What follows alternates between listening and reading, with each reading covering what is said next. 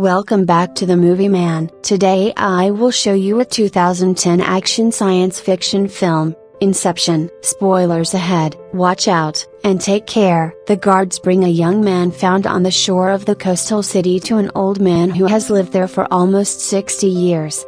The old man learns from the young man that only 30 minutes have passed in the real world during this time. Dominic Cobb is an extractor, a corporate spy who uses experimental military technology to infiltrate the subconscious of his targets and extract information through a shared dream world. His latest target, businessman Saito, listens with interest to Cobb and his assistant Arthur's musings about the possibility of stealing an idea and then leaves, promising to consider their proposal. At that moment there is a loud noise and Arthur looks out the window anxiously. It turns out that the men are dreaming and their bodies are sleeping in a completely different place in a hotel room, and it is there on the streets that the explosions are heard and riots are taking place. But in the dream, the men step out onto the terrace while continuing their conversation. Cobb is sure that Saito's secrets are in his safe and intends to retrieve them, and then they notice a woman nearby. Cobb speaks to her and it turns out that they had a relationship in which they even had children, but apparently, the woman left the family.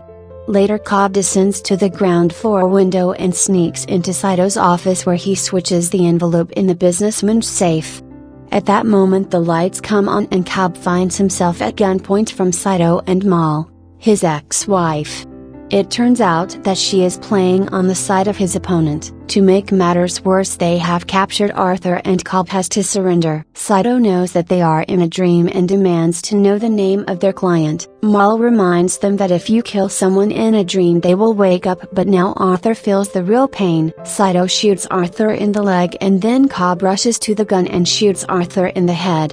His partner wakes up in the real world. Cobb runs away with the envelope from the safe and reads it while Saito demands to stop the thief who is trying to escape from the collapsing building. While Arthur has to use the kick and push Cobb into the bathroom with water to wake him up. They incite to wake up almost simultaneously and engage in the confrontation while a mob outside destroys everything around them. Cobb begins questioning Saito, during which it becomes clear that Saito himself orchestrated the provocation to test the capabilities of Cobb's team and they failed. It turns out that this level is just a dream and their real bodies are sleeping on a fast-moving train where a guy is playing a song. Saito is thrown to the ground and threatened with a weapon, but he just laughs. This carpet is different from the real one, so he's still asleep. A dream within a dream is impressive. However, this is a dream of one of the team members who are waking up on the train and dispersing in different directions, hiding from Saito's revenge. When Cobb reaches the apartment, the first thing he does is spin his totem and he calms down when it stops spinning. Meanwhile, his children call missing their dad, and ask when mom will return. The man has to remind them mom is no longer here. Arthur comes to Cobb, the helicopter taxi on the roof, and it's time to go before Saito finds them, but when they approach the helicopter, they see Saito sitting in it. The man has tested their capabilities and offers them to solve an extremely complex task for him. Not to steal but to implant an idea into the subconscious or the inception of the right person. He needs Cobb to convince Robert Fisher, the son of his competitor, to dismantle his father's company. In exchange, Saito promises to clear Cobb of false charges of killing his wife with just one phone call so that he can legally return to the United States where his children are. Cobb agrees and the men fly to Paris to find a new architect. His father, a university professor, introduces him to a young but very talented student, Ariadne. The man gives her a task, and the girl has to come up with a maze in 1 minute. When she succeeds, Cobb explains that while sleeping a person's brain is capable of literally everything without limitations. She will create a dream world that her team can bring a person into, filling with their subconscious. The girl starts asking questions and Cobb advises her to remember how she got to this cafe, and Ariadne realizes she's in a dream. Suddenly everything around them starts exploding and flying in different directions, but Cobb and Ariadne sit calmly in the middle of this hurricane, as a song plays and the girl wakes up in a rented office where Arthur explains that the military came up with this dream sharing program to conduct more realistic training exercises. The brain works much faster in dreams, so 5 minutes in real time are equivalent to an hour in a dream. Ariadne starts creating her first model based on Cobb's subconscious and folds the city. The couple walks out onto the bridge that Ariadne created. The girl skillfully uses various architectural techniques, but suddenly Cobb recognizes the bridge is a real place and it is strictly forbidden to create it, otherwise a person can lose their sense of reality and get lost in different worlds. The girl starts to become reckless and the surroundings start attacking them because they projected the host's subconscious. Then Mal appears, and Ariadne screams and wakes up in the office. Arthur explains that the only way to exit a dream is by dying, and the girl needs a totem, a small object whose characteristics only she knows, which will serve as a sign of reality in the world. Later Cobb goes to India to find the thief imitator Eames and finds him in a gaming club. Eames confesses that he also conducted experiments on the implantation of ideas, but unfortunately, the idea did not work out. The idea should be as simple as possible so that the subject can easily make it their own. Upon learning about the task ahead of them, Eames suggests finding out everything about Robert's relationship with his father, whose corporation he is supposed to destroy, but then it turns out that Cobb is being tracked by people from one of the companies he has stolen from. He tries to lose himself in the city's maze, but his pursuits find him and open fire. He is saved from inevitable doom by the sudden appearance of Saito. Meanwhile, in Paris, author shows Ariadne examples of paradoxical architecture. In dreams, one can create anything, for example endless staircases of any size. Cobb used to build incredible things but no longer does so after his wife's death. At the same time, Eames leads Cobb to a familiar pharmacist named Yusuf, as they will need to enter the dream in 3 levels and ensure the dream is stable, as a special sedative is required. The difficulty lies in the fact that because of this drug one can only leave the dream through a kick. Death won't help. Saito announces that he will also join Cobb's team and explains the task. Fisher's company is the last obstacle before his own company reaches the dominant level. Eames asks to gain access to his godson Browning. Meanwhile, Robert Fisher finds his father in a dying state. Eames concludes that in the first level of the dream, he can play the role of Browning and implant the necessary thoughts into the businessman's head. At the same time, Ariadne prepares her totem and Cobb shares information about his. Ma used to spin the stop, and if it didn't fall then the world was not real. He forbids Ariadne from sharing sketches of the maze, otherwise projections of someone who knows the plan may infiltrate the dream. For example, Mal, but Cobb cannot refuse to participate in the operation because only he's familiar with the technique of inception. The team is developing an implementation plan to navigate through 3 levels of sleep. A very powerful sedative is required. Correspondingly, the time increases at each level by 1 week for the first 6 months for the second and 10 years for the third. The only way to return is through a kick, the sensation of falling that pushes a person out of the dream. Everything can be synchronized through music, but how to put Robert to sleep for 10 hours? Saito has an idea. Fisher frequently flies to Australia, so the businessman bought the airline company. Soon a message arrives about the death of Morris the Elder and the team boards the flight. On the plane, Cobb strikes up a conversation with Robert and slips a sedative into his water glass. The people fall asleep and find themselves in the middle of a rainy city where they hijack a taxi with Fisher in it. Suddenly a train appears in the middle of the street driving over cars. While Cobb tries to figure out where it came from, the taxi with the kidnappers is attacked by Fisher's projections and well-trained professionals as a shootout ensues and Saito is wounded. The team manages to take the businessman away, but it turns out that Fisher was trained against dream espionage and his projections are highly skilled professionals. This time if someone dies they don't wake up and end up in limbo, an unconstructed area of the subconscious for an unknown number of years, but the team has no choice but to continue their work.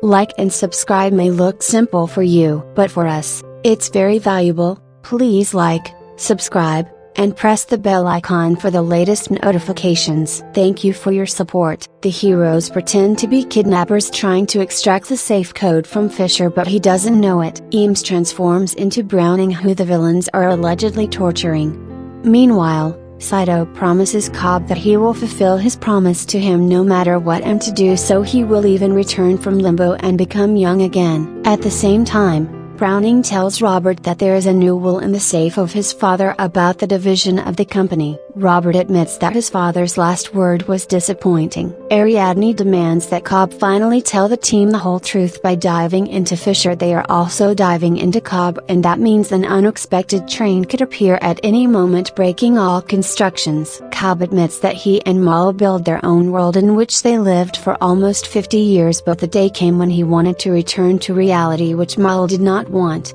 However, they woke up turning young again, but Mal convinced herself that this world was also unreal and she needed to wake up, which required her to die. Once he saw Mal sitting on the windowsill demanding that Cobb jumps with her, otherwise he faces arrest, as she left a letter accusing him of murder, and despite all his pleas the woman jumped. Cobb had to flee the country. The conversation is interrupted by Fisher's projections, who surround the hangar while he calls out a random combination of numbers at the kidnapper's demand. They put him in a van and drive away. Now they need to enter the second level, and after asking Yusuf to drive carefully, everyone falls asleep. Inside the dream, the heroes find themselves in a hotel. Cobb introduces himself to Fisher as the head of his security and draws attention to the dream's strangeness because on the first level, Yusuf's car comes on the fire and tries to escape the chase. Cobb convinces Fisher that the dream kidnapping was orchestrated by Browning and persuades him to enter into a dream within a dream with Browning to extract his true motives, thereby lowering Fisher's consciousness even deeper. The team goes to the third level, leaving Arthur behind in the hotel, where he is immediately attacked by projections. Thus defense is being carried out on 2 levels. Yusuf escapes pursuit on the first level, while Arthur defends against those who want to destroy the body sleeping in the hotel room on the second level. At one point Yusuf's car flies off a cliff and Arthur's hallway begins to change his position. The third level of the dream takes the team to snowy mountains. Saito and Robert go to the safe, while the others distract the guards, who use snowmobiles and all kinds of weapons. Meanwhile, on the second level, Yusuf's car falls into a trap on a bridge and he turns on the music as a signal for the kick. This means that the team has only 1 hour left. The kick begins, the car flies off the bridge, gravity disappears in the hotel, and the snow avalanche falls on Yusuf and Robert. The last chance to get to the kick is the moment the van crashes into the water. Saito and Robert make it to the room before the safe, while Cobb warns them that an entire army is coming their way, and authorize the bodies of his friends into a bundle and transports them to the elevator. Robert enters the room with the safe. When Mal appears behind him, Cobb cannot shoot her, but she calmly shoots Fisher. Ariadne suggests going after Fisher to the lower level, and as soon as Arthur's music plays they use the defibrillator and create a separate kick. Injured Saito will delay the guards as he has very little chance of escaping. Ariadne and Cobb move to the next level and find themselves in limbo, a world constructed by Mal and Cobb while the projections storm the fortress. Yusuf is tasked with setting up explosives and Saito arms himself with a pistol. Cobb explains that the idea is like a virus. It takes root in the mind and becomes a part of the person. Mal picks up on his explanation and suggests that Cobb stays with her. Cobb admits that he planted the idea in Mal's mind that she needed to die to return home.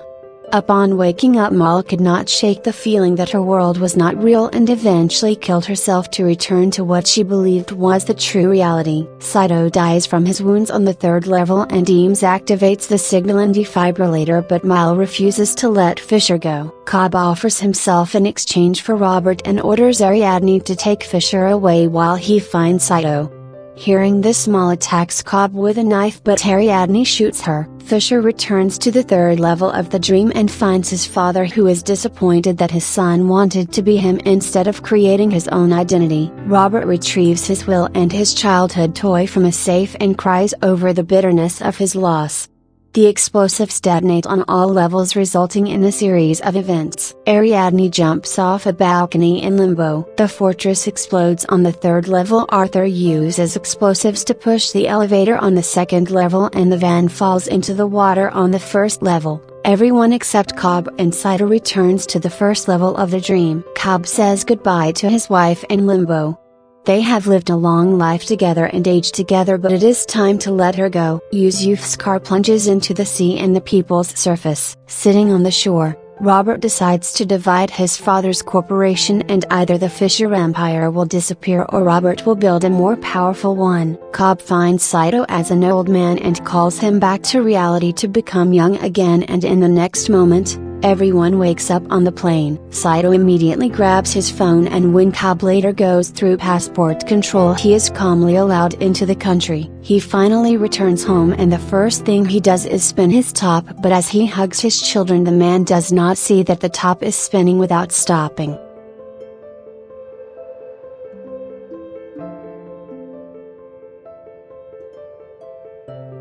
That was all of the video. I hope you enjoyed it. Thanks for watching.